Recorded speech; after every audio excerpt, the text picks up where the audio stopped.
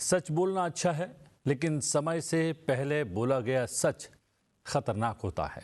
सुप्रभात, मैं हूं प्रतिबिंब शर्मा आपके साथ। सबसे पहले नजर मुख्य गतिविधियों पर। आज भी भरा जा सकेगा आयकर रिटर्न। आयकर विभाग ने आयकर भरने वालों की सुविधा के लिए आयकर रिटर्न भरने की तारीख एक दिन और बढ़ाई। पहले 15 सितंबर तय की गई थी अंतिम तिथि।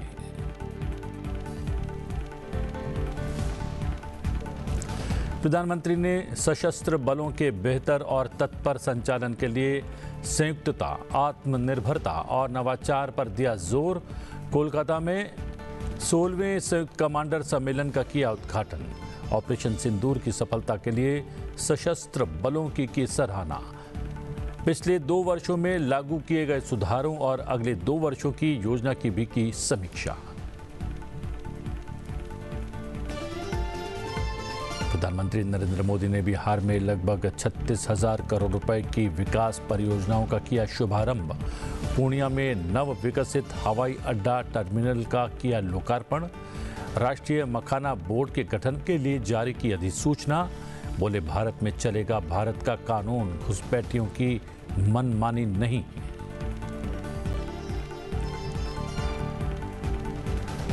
लोकसभा अध्यक्ष ओम बिरला आज उत्तर प्रदेश की 1 दिवसीय यात्रा पर। हरिद्वार में देव संस्कृति विश्वविद्यालय के कार्यक्रम में होंगे शामिल। छात्रों और संकाय सदस्यों को करेंगे संबोधित।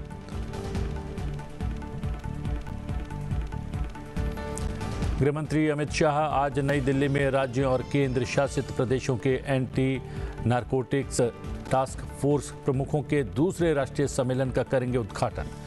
नारकोटिक्स कंट्रोल ब्यूरो की वार्षिक रिपोर्ट 2024 करेंगे जारी। ऑनलाइन ड्रग विनिष्टीकरण अभियान की करेंगे शुरुआत।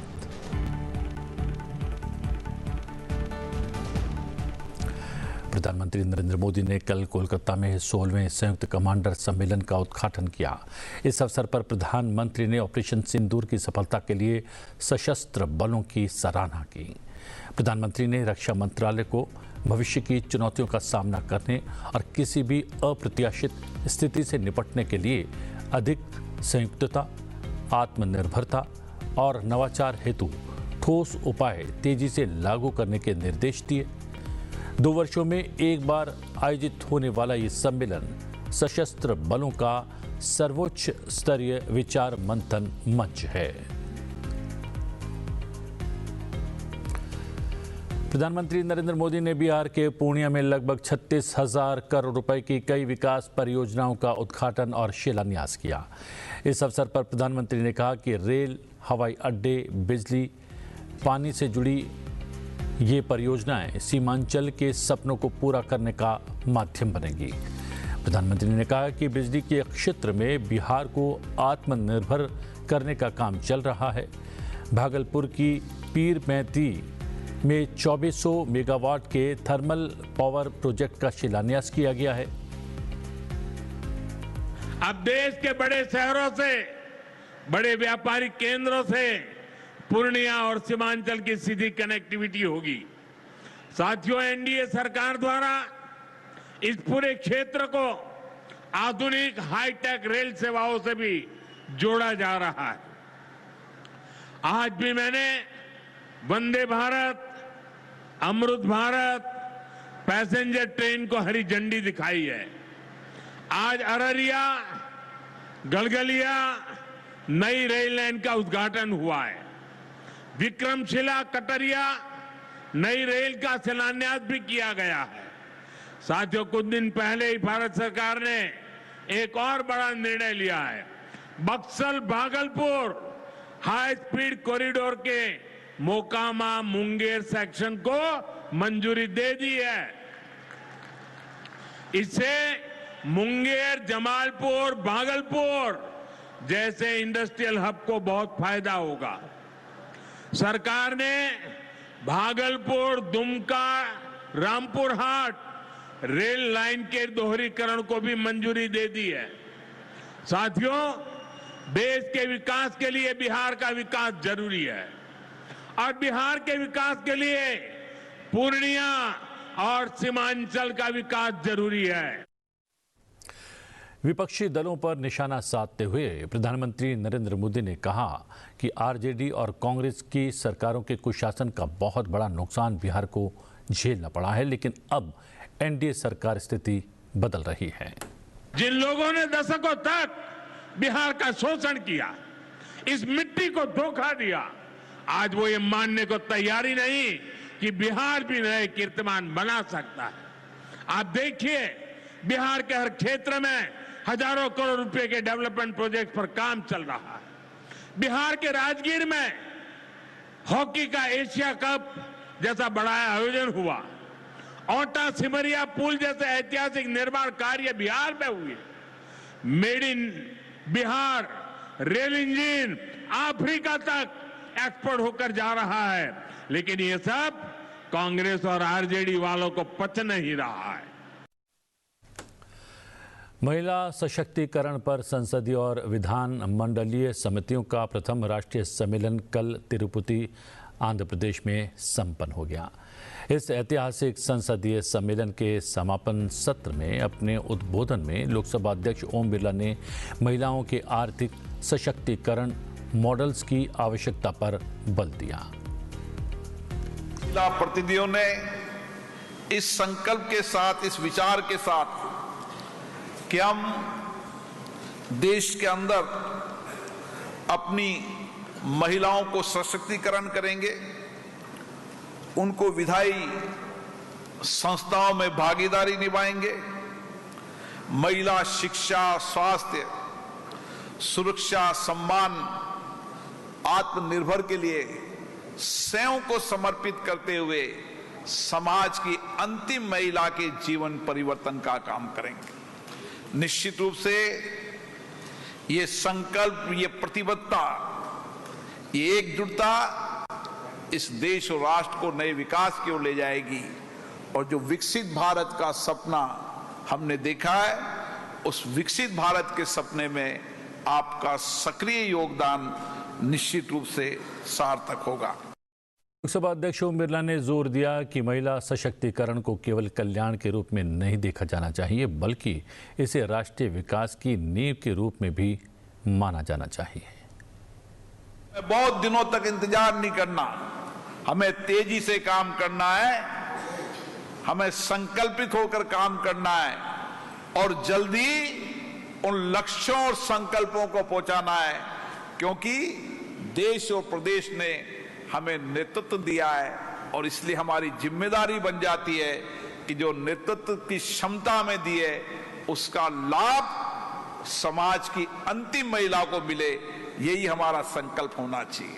क्योंकि हमें चुना है, जनता ने बहुत अपेक्षाओं के साथ चुना है।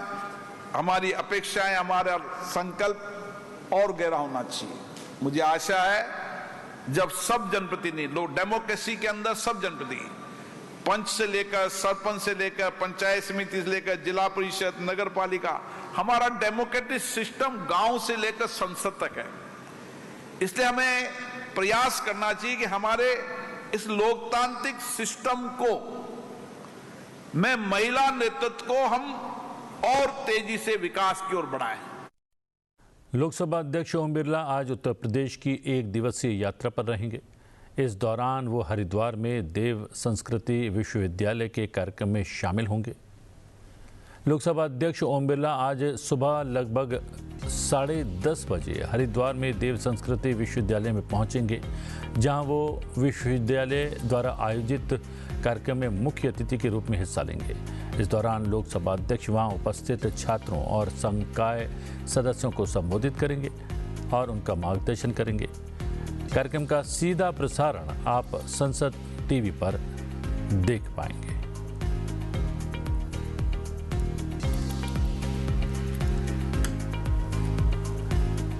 मॉरिशस के प्रधानमंत्री नवीन चंद्र राम गुलाम भारत की राजकीय यात्रा पर भारत में हैं। इस दौरान वो आज राजधानी नई दिल्ली में राष्ट्रपति और उपराष्ट्रपति से मुलाकात करने वाले हैं। मॉरिशस के प्रधानमंत्री नवीन चंद्र रामगुलाम 8 दिनों की भारत यात्रा के बाद आज वापस लौटने वाले हैं। इससे पहले वो आज राष्ट्रपति द्रौपदी मुर्मू और उपराष्ट्रपति सीपी राधाकृष्णन से मुलाकात करेंगे। डॉक्टर रामगुलाम की यात्रा भारत और मॉरिशस के बीच मजबूत और स्थायी संबंधों को और मजबूत बनाएगी। वर्तमान कार्यकाल में ये भारत में उनकी पहली द्विपक्षीय विदेश यात्रा होगी। इस यात्रा का उद्देश्य दोनों देशों के बीच संवर्धित रणनीतिक साझेदारी को और अधिक मजबूत करना है। देश भर में ड्रग्स के खिलाफ निर्णायक लड़ाई की और कदम बढ़ाते हुए केंद्र सरकार एक और बड़ा अभियान शुरू करने जा रही है। केंद्रीय गृह मंत्री अमित शाह आज नई दिल्ली में राज्यों और केंद्र शासित प्रदेशों के एंटी नारकोटिक्स टास्क फोर्स प्रमुखों के दूसरे राष्ट्रीय सम्मेलन का उद्घाटन करेंगे। सम्मेलन के दौरान गृह मंत्री एनसीबी की वार्षिक रिपोर्ट 2024 का विमोचन भी करेंगे। इसके साथ ही एक बड़ी डिजिटल पहल ऑनलाइन ड्रग विनिष्टीकरण अभियान का शुभारंभ करेंगे। इस अभियान के तहत जब्त की गई नशीली दवाओं को वैज्ञानिक ढंग से नष्ट किया जाएगा। इस सम्मेलन में 36 राज्यों और केंद्र शासित प्रदेशों के एंटी नारकोटिक्स विभाग के प्रमुख और सरकारी विभागों के हितधारक भी शामिल होंगे।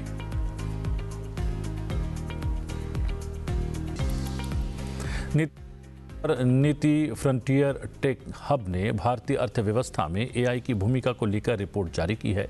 इसमें एआई को भारत की अर्थव्यवस्था के लिए निर्णायक साधन बताया गया है। रिपोर्ट के मुताबिक एआई अपनाने से भारत 2035 तक अनुमानित 6.6 ट्रिलियन डॉलर के जीडीपी को बढ़ाकर 8.3 ट्रिलियन डॉलर तक पहुंच सकता है। ये एआई की मदद से विकास अंतर का लगभग आधा हिस्सा पूरा करने में संभव होगा। इसमें यह भी कहा गया है कि 8% की विकास दर हासिल करने के लिए देश को उत्पादकता और नवाचार दोनों को बड़े पैमाने पर बढ़ाना होगा। पूरा लाभ तभी उठा पाएंगे। AI is a rapidly progressing, real-time, dynamic thing. And therefore, all of us will have to be conscious that we don't sit back on the ethic, because repeatedly I heard the word used several times by our McKinsey friend, that AI can also have its challenges, and that can affect our so-called demographic dividend that we are talking about. And I see the challenge not just in jobs, but also in the way in which these can be used for the not so much of a betterment of the society. So we need to be clear that regulation has to be running this race equally as much as the technology is running it. If the technology is on a sprint, regulation should also be on a sprint. You cannot be thinking that we've done something about regulation and therefore that's over and done with. वित्त मंत्री निर्मला सीतारमण ने ऐसे नियामक उपायों की आवश्यकता पर जोर दिया जो तकनीकी नवाचार, विशेष रूप से एआई को जिम्मेदारी के साथ बढ़ावा दे, न कि उसे हतोत्साहित करे। Old-fashioned, decades-old institution called the ITIs exist in every district of the country. They are institute for technology training. They are for school dropouts or 10th pass or a 12th pass student to come in and have some exposure to technology. When I'm talking about 20, 30, 40 years ago, they are more talking about welding, lathe machine, or power tools to be used, and so on. Never in the age of high technology, and certainly not in the age of AI. So what we did in the budget was to say, look, we will fund every one of these ITIs which have to be upgraded in a hub and spoke model. Suppose a state has about 100 districts or 30 districts, let's say. Highest is about 80, which is UP. But if there are 30 districts, the state can plan for itself that it will have 10 centers which are the main centers, and attached to them in a hub and spoke model will be the rest of it. However, for upgrading them, we said we will fund in order that they find enough training materials and also equipments, whether it is a AI-driven equipment or AI adaptable equipment which you'll need for training young minds in the districts. So we announced that we will fund the updating of ITIs, which will have now to be AI centers of learning, so that school dropouts or 12th pass or even a graduate who comes out of an institution can go to his district ITI and have a training which will really ready him for a market which wants AI skills. इस अवसर पर केंद्रीय electronics एवं सूचना प्रौद्योगिकी मंत्री अश्विनी वैष्णव ने कहा कि एआई जीवन के हर पहलू को मौलिक रूप से बदलने जा रहा है। उन्होंने भारत के लिए एआई प्रौद्योगिकियों को विकसित करने और अपनाने में अग्रणी होने के महत्व पर बल दिया। उन्होंने इस बात पर प्रकाश डाला कि एआई हाल के दशकों में सबसे बड़े तकनीकी परिवर्तन के रूप में उभरा है और इसका प्रभाव इंटरनेट के समान होगा। Telecom technology, semiconductors, electric vehicles, biotech, some of the most complex engines, quantum, rare earth, and a few more. These are technologies which we will have to master, we'll have to adopt, we'll have to develop talent pipeline, and we will have to make sure that we remain in the frontier. And over a period of last few decades, the biggest change which has happened and the biggest factor which has joined this constellation of technologies is AI. AI is also going to fundamentally change the way we work, the way we live. Jharkhand में सुरक्षा बलों का anti नक्सल operation लगातार जारी है। आए दिन नक्सलियों पर सुरक्षा बलों की बड़ी कार्रवाई देखने को मिल रही है। एक बार फिर से हजारीबाग पुलिस की संयुक्त टीम को बड़ी सफलता हाथ लगी है।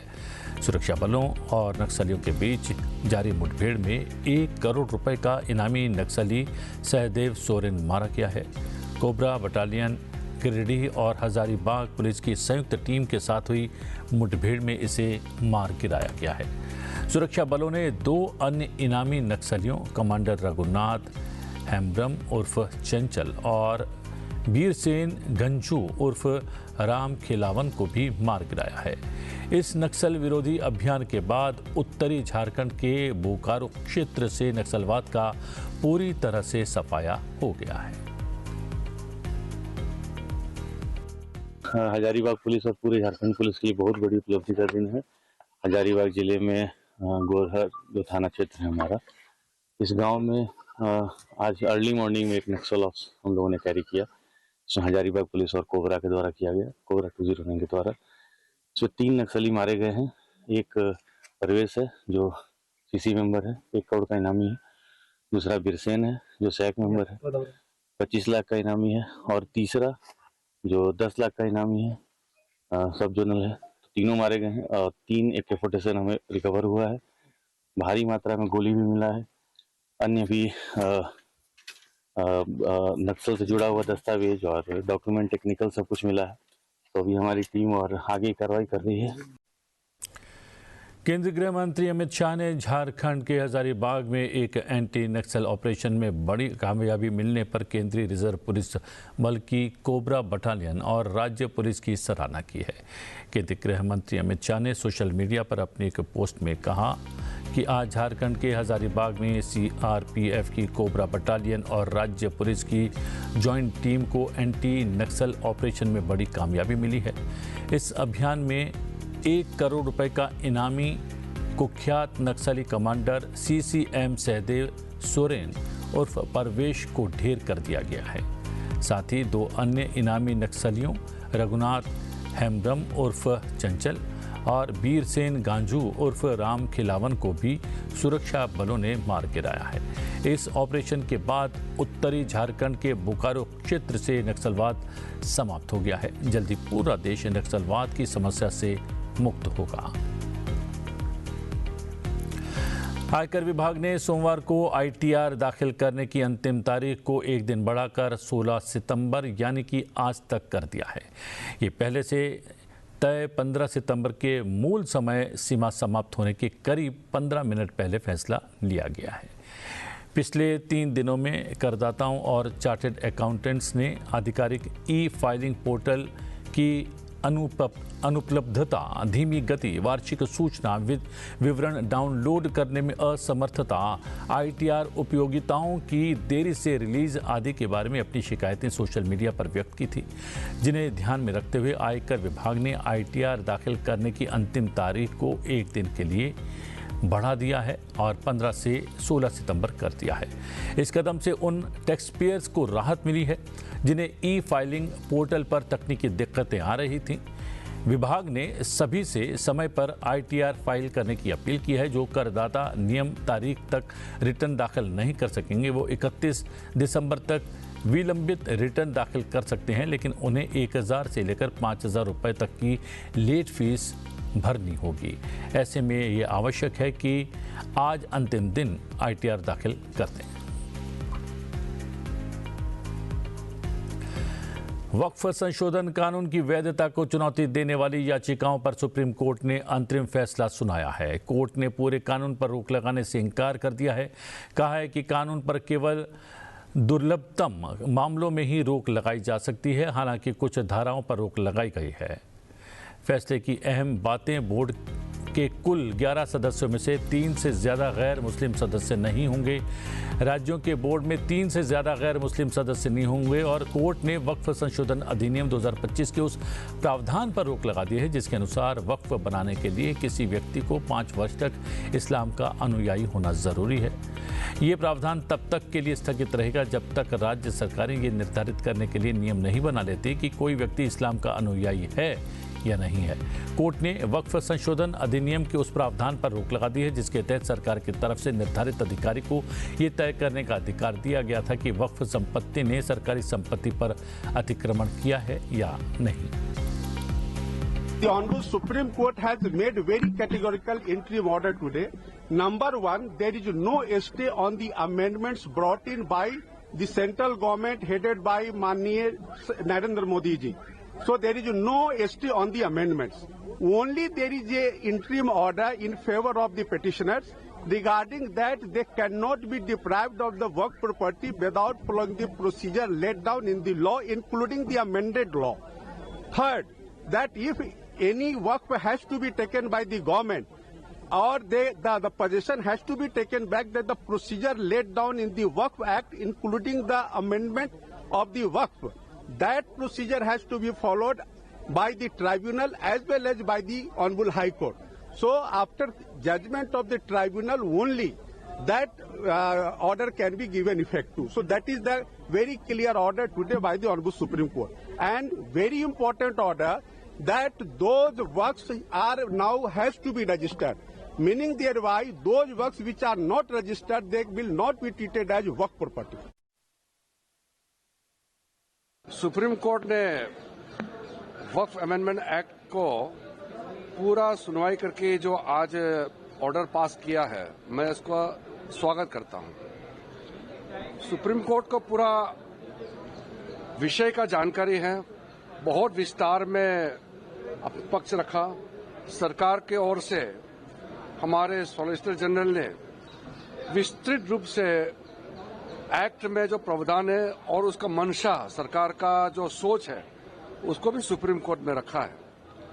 और मैं मानता हूं कि सुप्रीम कोर्ट का जो बेंच ने जो तय किया है, ये हमारा लोकतंत्र के लिए भी बहुत अच्छा शुभ संकेत है, क्योंकि कोई भी कानून जब पार्लियामेंट में बनता है और पार्लियामेंट में विस्तृत रिकॉर्ड चर्चा, आपको मालूम होगा वक्फ अमेंडमेंट बिल में जब चर्चा हुई थी लोकसभा राज्यसभा में, सबसे लंबी चर्चा भारत का संसद का इतिहास में, सबसे longest discussion ever, Lok Sabha Rajya Sabha सुबह तक इतना गहराई से चर्चा करने के बाद उसको खारिज नहीं कर सकता है। यही सुप्रीम कोर्ट ने आज मोहर लगाया है। और दूसरी बात यह है कि वक्फ अमेंडमेंट एक्ट में जो प्रावधान है वो संपूर्ण रूप से पूरे मुस्लिम कौम के लिए फायदा पहुंचाने वाला है। और वक्फ बोर्ड के माध्यम से जो मिसयूज होते थे, प्रॉपर्टी जो मिसयूज कब्जा करते थे, वो भी बंद हो जाएगा। और वक्फ प्रॉपर्टी से जो भी फायदा होगा वो मुस्लिम महिलाओं के लिए, मुस्लिम बच्चों के लिए, यतीम के लिए, जो बेघर है, जो मुसलमानों में भी जो गरीब है, जो पिछड़ा है, उनके लिए काम आने वाला है। इसलिए सुप्रीम कोर्ट के जजमेंट से मैं संतुष्ट हूं। प्रधानमंत्री नरेंद्र मोदी बुधवार को 8वें पोषण माह के साथ 16 दिवसीय राष्ट्रव्यापी स्वास्थ्य शिविर स्वस्थ नारी सशक्त परिवार अभियान का शुभारंभ करेंगे। इस पहल के अंतर्गत 1 लाख से अधिक स्वास्थ्य शिविर आयोजित किए जाएंगे। चलते चलते आपको छोड़े जाते हैं इस अभियान से जुड़ी जानकारी से जुड़े एक खास वीडियो के साथ। आप ये वीडियो देखें। मुझे दीजिए आज्ञा। नमस्कार।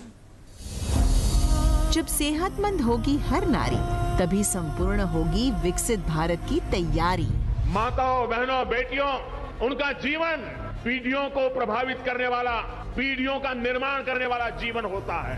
एक बेटी का सामर्थ्य, उसकी शिक्षा, उसका कौशल सिर्फ परिवार ही नहीं, समाज की, राष्ट्र की दिशा तय करती है। माननीय प्रधानमंत्री श्री नरेंद्र मोदी जी की प्रेरणा से महिलाओं के अच्छे स्वास्थ्य के लिए शुरू हो रहा है देशव्यापी सघन अभियान स्वस्थ नारी सशक्त परिवार, जिसके तहत देश भर में स्वास्थ्य शिविर लगाए जाएंगे।